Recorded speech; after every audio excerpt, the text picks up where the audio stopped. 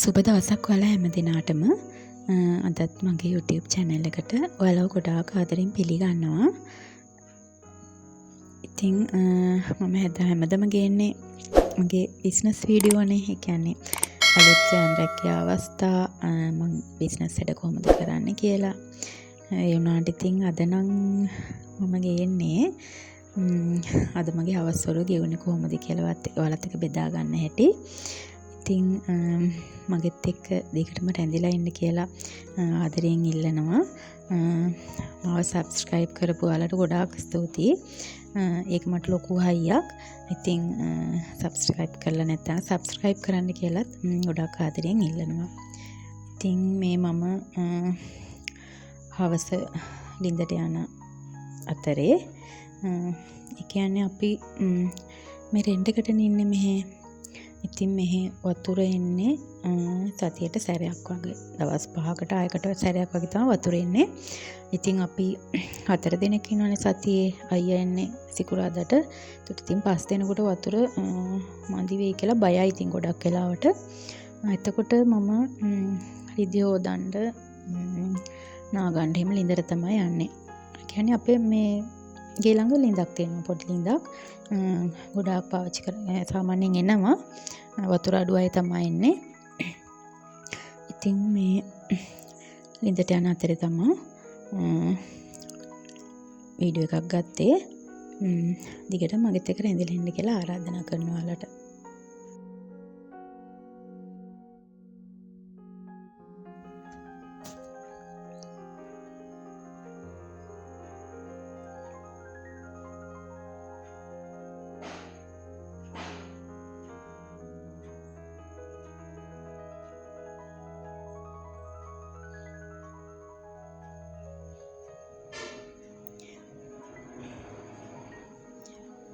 බබාලත් ගොඩක් වෙලාවට ලින්දෙන් තමයි නාන්න කියන්නේ. මම මොකද ගෙදර ක්ලෝරින් වතුර නාපුවම ගොඩාක් කොණ්ඩ යනවා. එතකොට ඉතින් ඒ නිසා අපි ලින්දෙන් තමයි ගොඩක් වෙලාවට නාන්නේ.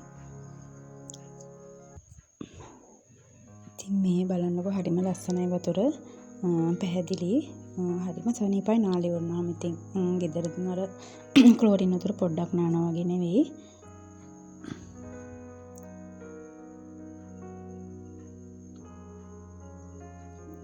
රෙදි ටිකක් තිබුණා. ඒ ටිකත් අරගෙන මම නාගන්න ගමම සෝද ගන්න.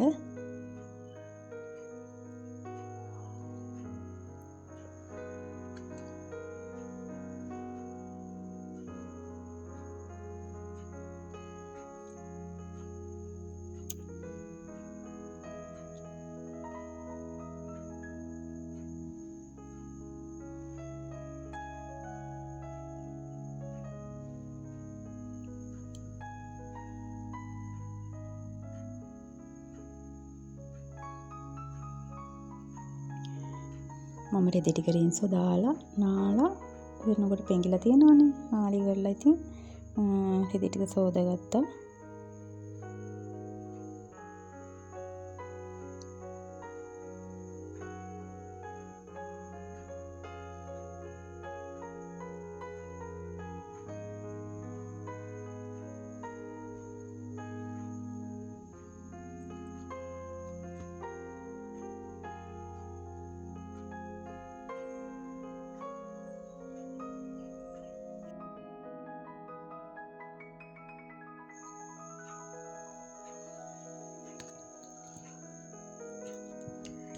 ඊට පස්සේ අපි නාගෙන රෙදි ටිකත් සෝදලා ඉවර වුණා.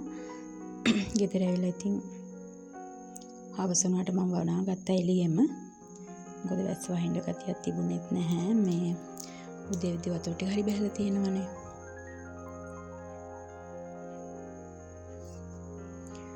ඊට පස්සේ මට ගොඩාක් වැඩ තියෙනවා කරගන්න. රැට යන්න ඕනේ. තාම පොඩි වැඩකුත් කරන්න හිතන් ඉන්නවා. රිදි වගේකුත් මහන්න තියෙනවා.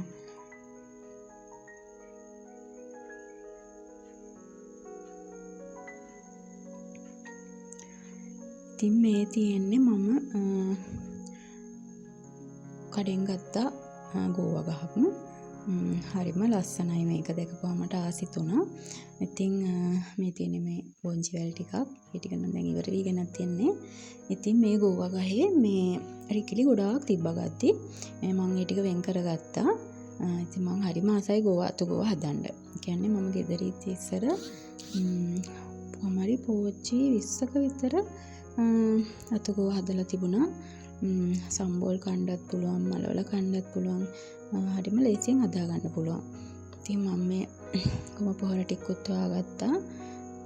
කලවම් කරලා මළු වලට පුරව ගන්න.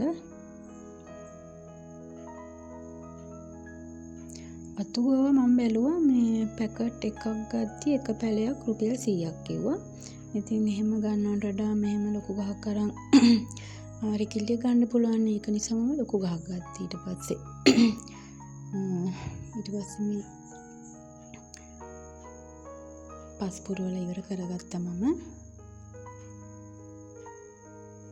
මට උදව්වට නැතිනම් ඉන්න එක්කෙනෙක් හැමදාම මොන වැඩේ කරන්න ගියත් මේ වගේ වැඩවල තමයි ඉතින් ගොඩාක් කැමතියා.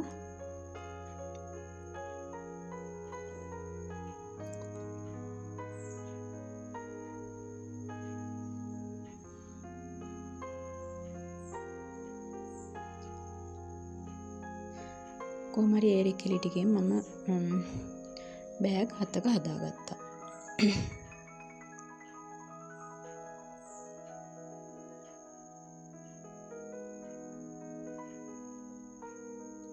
තව පොහොර ඉතිරි වුණා මගේ. ඉතින් මම දැන් නයිවිස් ටිකක් තමයි හදන්න හිතාගෙන ඉන්නේ. පැල ටිකක් හොයාගන්න ඕනේ ඊට පස්සේ.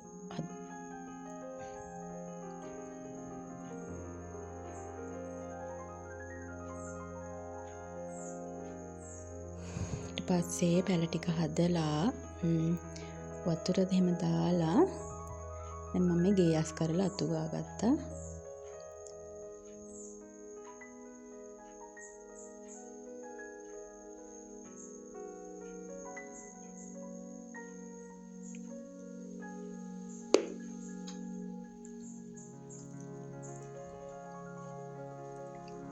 ගොඩාක් හිරිලා තිබ්බෙත් නෑ අද නංගේ. පහන තියාගන්න ඕන නිසා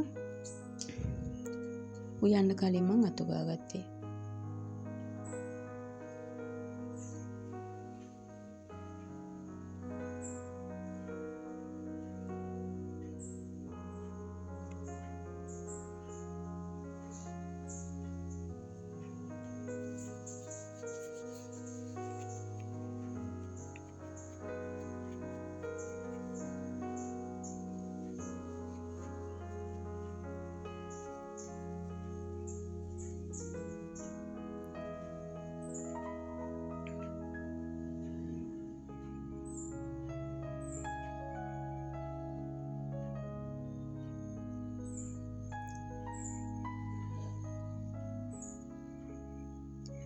ඊට පස්සේ මම උයන අතරට අපි චූටිතුව මල්ලි අක්කී එක පහන තිබ්බා.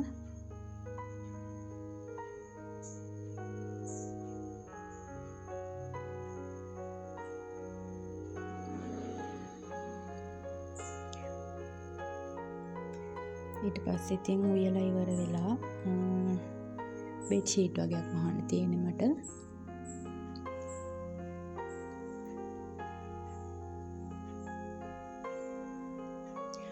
ඉතින් අද වීඩියෝ එක නම් මම මෙතනින් ඉවර කරනවා. ගොඩක් ආසකින් මගේ ඩේ බ්ලොග් එකක් ගෙනාවේ. මගෙත් එක්ක රැඳිලා ඉන්න ඔයාලට ගොඩාක් ස්තුතියි. ඉදිරියටත් මගෙත් එක්ක රැඳිලා ඉන්න කියලා ආරාධනා කරනවා ඔයාලට. සබ්ස්ක්‍රයිබ් කරේ නැත්නම් සබ්ස්ක්‍රයිබ් කරන්න කියලා ආරාධනා කරනවා. එහෙනම් මම ගිහින් එන්නම්.